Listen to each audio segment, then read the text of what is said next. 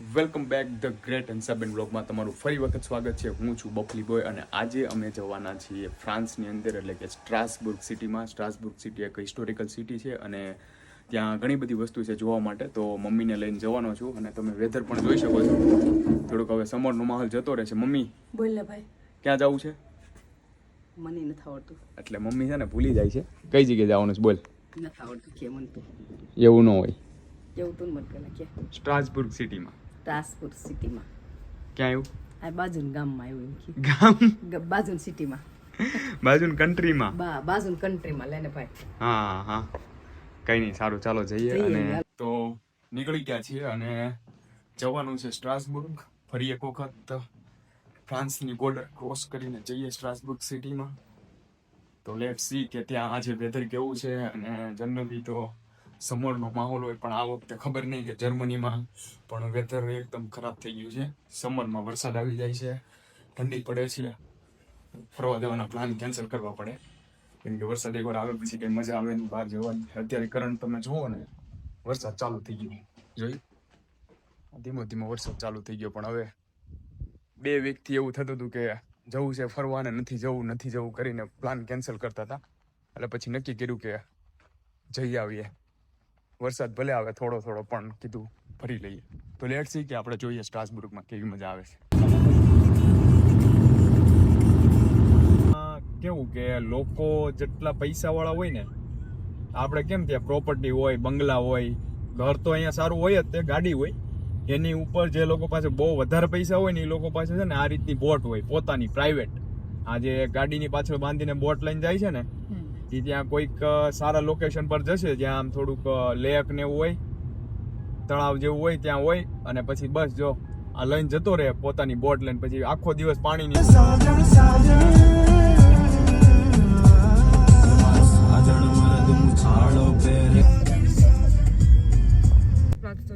આ ગાડીનું પાર્કિંગ છે.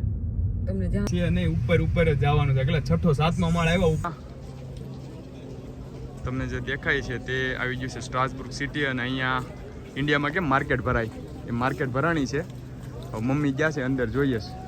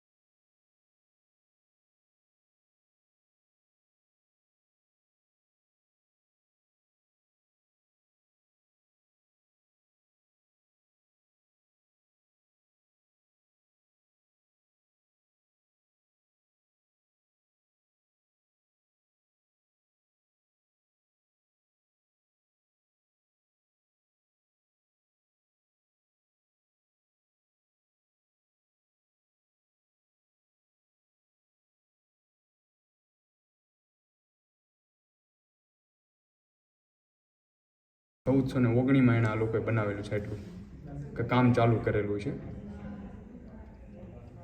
ઓકે.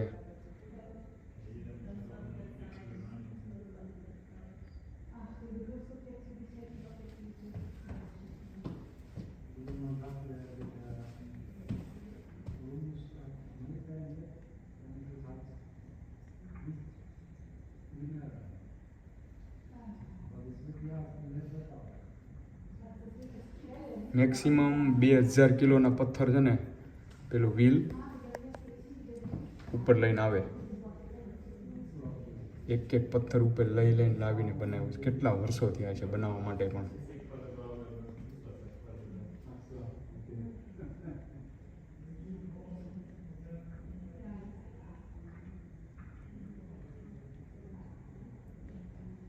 એમાં માણસ ચાલે એના લીધે નીચેથી પથ્થર ઉપર આવે. સામેથી એક એક પથ્થર ઉપર લાવ્યા અને આની વચ્ચે એક એક માણસ ચાલે જેને લીધે આ ફરે. નીચેથી પથ્થર લાવીને આખું બનાવેલું છે. અહીંયાથી જવાનું છે નીચે હવે મોતના કૂવામાં. હાલો. ઓહો, એસી જેવો પવન આવે છે. વાહ, એકદમ મસ્ત, એકદમ મસ્ત એન્જોય કરી શકાય એવું પ્લેસ એટલે સ્ટ્રાસબુર્ગ. અને હિસ્ટ્રીમાં તમને ઇન્ટરેસ્ટ હોય તો ડેફિનેટલી એક વખત વિઝિટ કરાય. અને પાછળની સાઈડ તમે અહીંયાથી નીચે જુઓ કેટલું મસ્ત દેખાય છે. મમ્મીને લઈને આવ્યા હતા, મને પણ ખબર નહોતી કે ઉપર એટલું બધું ચડવાનું હોય છે. હવે મમ્મીને થોડોક છે પગનો પ્રોબ્લેમ અને જનરલી મેં અવોઇડ કર્યું છે. યુરોપમાં એ આવ્યા પણ બધી જગ્યાએ ફરવા ગયા કે ક્યાંય ચાલવાનું ન હોય એવી જગ્યાએ ગાડી લઈને જઈએ, પાર્ક કરી દઈએ, ફટાફટ ચાલવું ન પડે જેથી કરીને. પણ વસ્તુ એવી બની કે જ્યારે મેં ટિકિટ લીધી ને તો તરત જે એન્ટ્રી હતી ને એન્ટ્રીથી ડાયરેક્ટ જ ઉપર ચડવાનું હતું. એટલે જે લોકોને પ્રોબ્લેમ હોય ને એ તો હું કહું અવોઇડ જ કરજો, કેમ કે બહુ બધું ઉપર ચડવાનું છે, એટલું નીચું નથી. અને જનરલી તો પ્રોબ્લેમ ન હોય તો તમે આવી શકો, એમાં તો કોઈને પ્રોબ્લેમ છે જ નહીં. ઉપર ચડવામાં તો જેને નથી એને તો નથી જ તે. ભાઈ બહુ મસ્ત પ્લેસ છે અને આવું પ્લેસ નહીં ઘણા બધા જર્મનીમાં છે આવા પ્લેસ. આ તો ફ્રાન્સમાં સ્ટ્રાસબુર્ગ સિટીમાં છે. એક તમે વિઝિટ માટે આવી શકો ને અહીંયાથી તમને બતાવો કેટલું મસ્ત એક વેજ.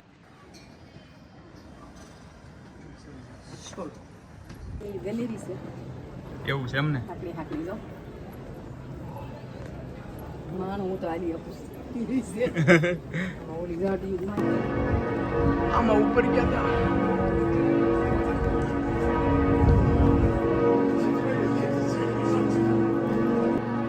ઓહ, આવ્યા.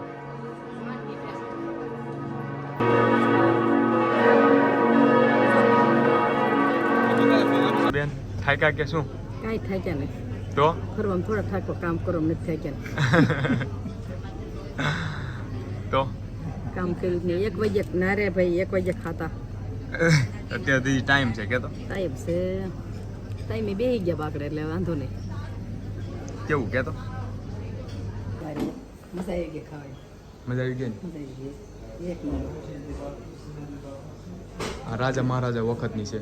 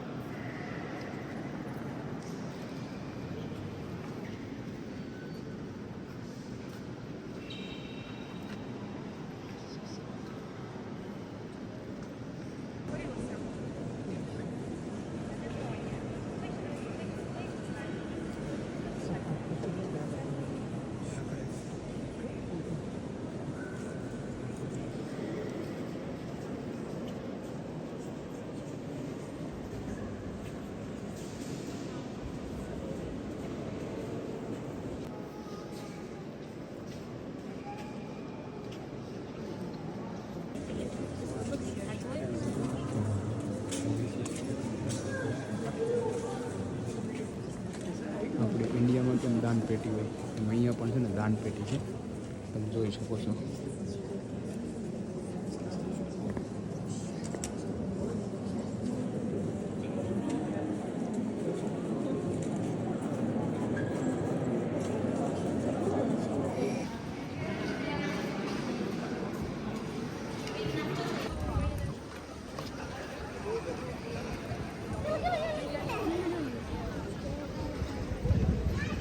જે મારી પાછળની સાઈડ દેખાય છે તે કેથેડ્રલ છે સ્ટ્રાસબુર્ગ સિટીનું, અને મોટામાં મોટું છે આખા યુરોપનું.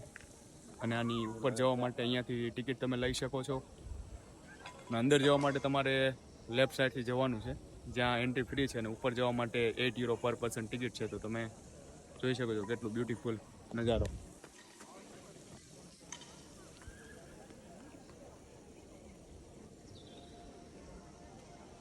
ઉપર ચાલીને ગયા હતા, કેવું પગ ને એવું દુખ્યું કે કાઈ નહીં એવું છે એમને?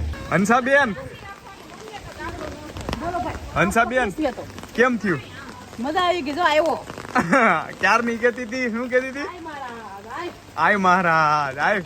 તો વરસાદ આવી ગયો આજે, વરસાદને બોલાવો. વરસાદ આવી ગયો છે સ્ટ્રાસબુર્ગમાં, અને છતરીયું લઈને હવે ઘરે જઈએ છીએ. ખબર જ હતી કે વરસાદ આવવાનો છે, અને થોડીક પ્રિપેરેશન કરી હતી, પણ વરસાદ થોડોક વધારે હતો એટલા માટે તમે જોઈ શકો છો બધા ઊભા રહી ગયા છે. આપણે ઇન્ડિયામાં કેમ સુરતમાં માર્કેટ ભરાણી હોય કે કપડાં બધા આપણે સસ્તામાં અને એવું બધું, રેનકોટની સિઝન હોય ત્યારે કેમ મળતું હોય, અત્યારે સમરની સિઝન છે કે નહીં, તો પછી સમરના બધા કપડાં લોકો કેવું બહારના કન્ટ્રીવાળા બધા આવ્યા હોય સ્ટોલ ને એવું કરે, ડિસ્કાઉન્ટમાં બધી પ્રોડક્ટ ને એવું બધું વેચે. જો ને €5 €10 આ લેડીઝનું જ છે બધું, ફ્રોક ને ડ્રેસ ને એવું અલગ અલગ છે. બાંગ્લાદેશ, ઇન્ડિયન, ઘણા લોકો ઇન્ડિયન છે, પંજાબી લોકો પણ છે. પણ વરસાદ આવ્યો એટલે હવે બધું પેક કરી દીધું છે. અને અહીંયાથી તમે જોઈ શકો કે કેટલું બ્યુટીફુલ સ્ટ્રાસબુર્ગ સિટી છે.